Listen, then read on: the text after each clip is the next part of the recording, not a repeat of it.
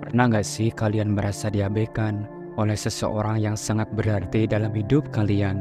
Mungkin itu sahabat, teman, atau bahkan pasangan. Ketika perhatian kita tidak dibalas seperti yang kita harapkan, rasanya pasti berat banget. Ada yang mungkin merasa kecewa, sedih, atau bahkan marah. Dan itu semua sangatlah wajar. Kita semua pasti pernah ada di situasi seperti ini.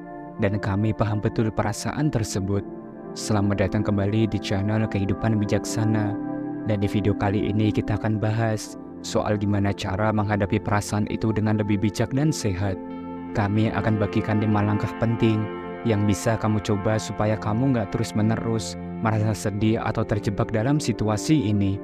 Nggak cuma bikin kamu merasa lebih baik, tapi juga bisa membantu kamu tumbuh dan jadi lebih kuat dari sebelumnya. Jadi kalau kamu lagi ada di posisi ini, atau pengen tahu gimana caranya menghadapinya di masa depan, pastikan simak dan tonton video ini sampai habis ya. Karena siapa tahu apa yang kami bagikan di sini bisa bantu kamu menghadapi situasi serupa dengan lebih tenang. Tanpa berlama-lama lagi, mari kita mulai setiap poin penting pembahasannya. Yang pertama, kenali dan akui perasaanmu. Langkah pertama yang paling penting dan seringkali terlupakan adalah kenali dan akui perasaanmu. Saat kamu merasa diabaikan, wajar jika muncul berbagai emosi yang membingungkan, mulai dari kesedihan, kekecewaan, hingga kemarahan. Terkadang, kita merasa ingin menekan perasaan-perasaan ini karena menganggapnya sebagai tanda kelemahan. Tapi ingatlah, merasakan emosi adalah hal yang sangat manusiawi, dan dengan mengakui emosi ini, kamu memberi dirimu izin untuk sembuh. Salah satu cara yang sangat efektif untuk melakukan ini adalah menuliskannya dalam sebuah jurnal. Ambil pena dan kertas atau buku catatan di ponselmu dan tuliskan semua perasaan yang muncul. Jangan khawatir tentang struktur ataupun tata bahasanya. Tulis saja semuanya secara bebas. Ini adalah cara yang bagus untuk mengeluarkan emosi yang mungkin sulit kamu ungkapkan secara verbal.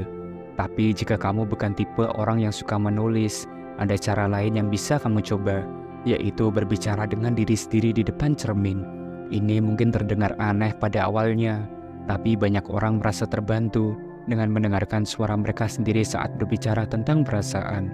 Dengan cara ini, kamu bisa lebih memahami apa yang sedang kamu alami.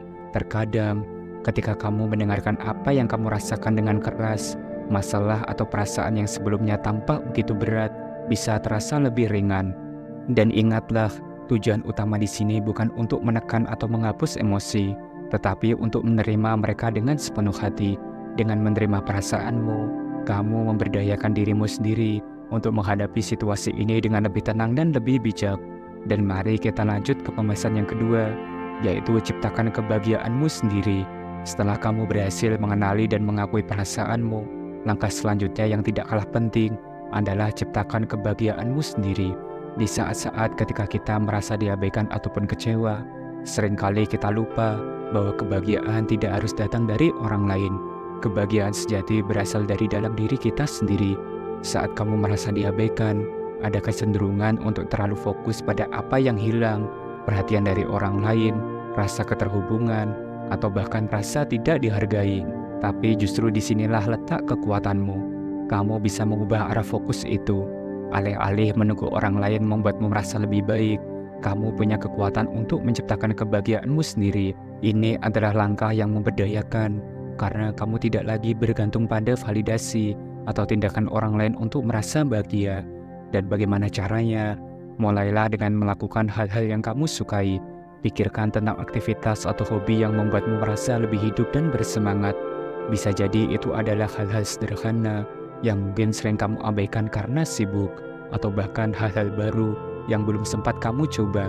Yang terpenting, saat kamu melakukan aktivitas ini, ingatkan dirimu bahwa kebahagiaanmu ada di tanganmu sendiri.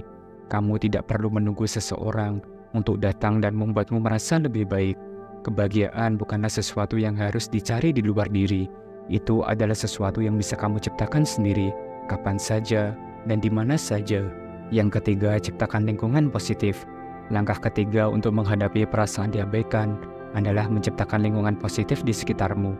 Lingkungan yang kamu ciptakan, baik secara fisik maupun emosional, memiliki pengaruh besar terhadap suasana hati dan kesejahteraan mentalmu. Ketika kamu dikelilingi oleh hal-hal ataupun orang-orang yang membuatmu merasa tidak dihargai, sangat sulit untuk merasa bahagia dan damai.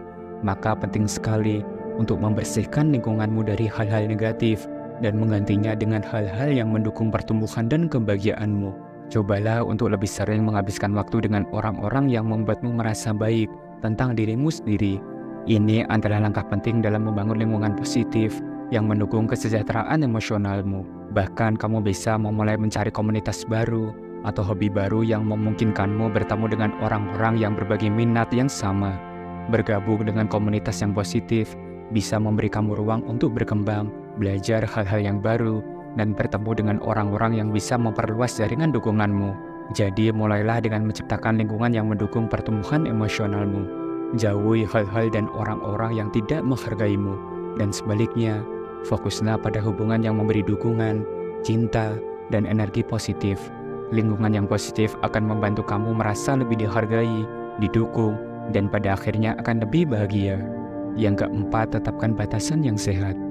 Ketika seseorang terus-menerus mengabaikan perasaanmu, itu bisa sangat menyakitkan dan merusak harga dirimu. Namun, alih-alih menyimpan rasa sakit itu dalam hati, kamu perlu belajar untuk menyuarakan apa yang kamu butuhkan dan menegaskan batasan dengan tegas namun bijaksana. Ini bukan hanya tentang melindungi dirimu dari rasa sakit, tetapi juga tentang mencintai dirimu sendiri dan menunjukkan kepada orang lain bagaimana kamu ingin diperlakukan. Menetapkan batasan berarti kamu secara sadar memilih untuk membiarkan orang lain melewati garis yang membuatmu merasa tidak nyaman ataupun tidak dihargai. Batasan bukanlah tindakan yang agresif, melainkan sebuah cara untuk menjaga kesehatan mental dan emosionalmu. Banyak dari kita mungkin merasa ragu atau tidak enak untuk menetapkan batasan, terutama jika itu melibatkan orang-orang yang dekat dengan diri kita. Tapi ingatlah, menetapkan batasan adalah salah satu bentuk cinta diri yang paling nyata. Dengan menetapkan batasan, kamu menunjukkan bahwa kamu menghargai dirimu dan perasaanmu cukup untuk menuntut perlakuan yang lebih baik. Yang kelima, refleksi diri dan belajar dari pengalaman.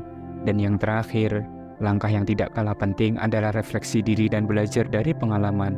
Setelah melalui pengalaman merasa diabaikan, sangat penting untuk meluangkan waktu merenung dan memikirkan apa yang telah terjadi, mengapa perasaanmu itu muncul, apa yang bisa kamu pelajari dari situasi ini, dan refleksi adalah proses yang dapat membuka matamu terhadap banyak hal, bukan hanya tentang orang lain, tetapi juga tentang dirimu sendiri dan bagaimana kamu bisa tumbuh menjadi pribadi yang lebih baik lagi. Ketika kita merenungkan pengalaman, kita mulai memahami mengapa perasaan kita begitu penting. Mungkin ada kebutuhan yang belum terpenuhi, harapan yang tidak sesuai, atau pola perilaku yang perlu diubah. Dengan menelusuri akar masalah ini, kita bisa mendapatkan wawasan yang berharga tentang diri kita sendiri. Tanyakan pada dirimu sendiri, apa yang sebenarnya saya butuhkan dari hubungan ini? Apakah saya terlalu berharap pada orang lain? Atau mungkin saya kurang menghargai diri sendiri? Setiap pengalaman, baik yang positif maupun negatif, membawa pelajaran berharga yang dapat memperkaya hidup diri kita. Ketika kita menghadapi situasi sulit, kita dihadapkan pada pilihan, apakah kita akan tetap terjebak dalam rasa sakit, ataukah kita akan memanfaatkan pengalaman ini untuk belajar dan tumbuh. Ini adalah kesempatan untuk memperkuat diri, menggali lebih dalam tentang apa yang benar-benar kita inginkan dan butuhkan dalam hidup. Dan itulah pembahasan kita hari ini, 5 langkah untuk menghadapi perasaan diabaikan, dan bagaimana kita bisa mengubah pengalaman tersebut menjadi kesempatan untuk terus bertumbuh. Ingatlah, setiap pengalaman baik maupun buruk adalah pelajaran berharga yang bisa membawa kita menuju versi terbaik dari diri kita sendiri. Jadi mari kita jadikan momen-momen sulit sebagai batu loncatan untuk pertumbuhan pribadi yang lebih besar. Terima kasih telah menyimak dan menonton video ini sampai akhir.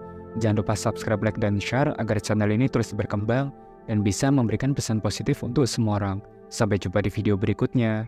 Salam bijak.